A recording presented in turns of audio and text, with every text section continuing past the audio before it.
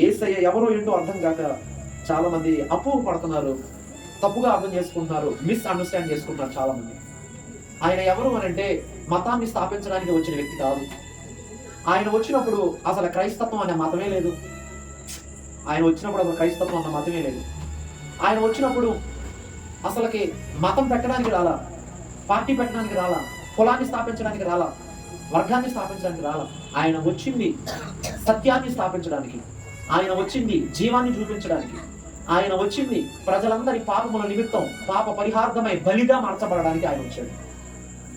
రోజు గమనించండి కదా, నేను ఒకే ఒక మాట చెప్తాను వినండి. మతం నిన్ను రెచ్చగొట్టింది. ఏ మతమైనా అది క్రైస్తత్వం అయినా, క్రీస్తుని నమ్ముకున్న మతమైనా, మతం నిన్ను రెచ్చగొట్టింది. మతం ఏం చేస్తుందంటే నువ్వు గొప్ప, ఎదుటి వాళ్ళు గొప్ప కాదు అనే విధంగా నీ లోపల తయారు చేస్తుంది. నీకు అర్థమైందా? ఇప్పుడు నేను ఇది ఒక కులం అని అనుకోండి. ఇప్పుడు నేను ఏదైతే కులంలో ఉన్నానో ఆ కులంలో ఉన్న వ్యక్తిని నేను ఈ కులం తక్కువరా, నా కులం వద్దురా అని అనుకోదు. ఎదుటి వ్యక్తి కులం చూస్తే నా కులమే గొప్ప అనే విధంగా చేస్తుంది. గర్వాన్ని సృష్టిస్తుంది మతం, గర్వాన్ని సృష్టిస్తుంది కులం. కాబట్టి గమనించండి పిల్లరా, ఎవరైనా మతాన్ని వెంబడిస్తే, ఎవరైనా మతాన్ని వెంబడించినా, ఎవరైనా కులాన్ని వెంబడించినా, ఎవరైనా పార్టీని వెంబడించినా, ఎవరైనా వర్గాన్ని వెంబడించినా ఆ వ్యక్తి దేవుని రాజ్యాన్ని చేరుకోలేరు.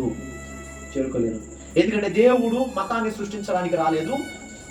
మనిషి పాడైపోతే మతం వెంట పడుతుంటే మనిషిని మనిషిగా నిలబెట్టడానికి వచ్చాడు మహోన్నతమైన దేవుడు నాజరేయుడైన యేసుక్రీస్తు ప్రభుల వారు.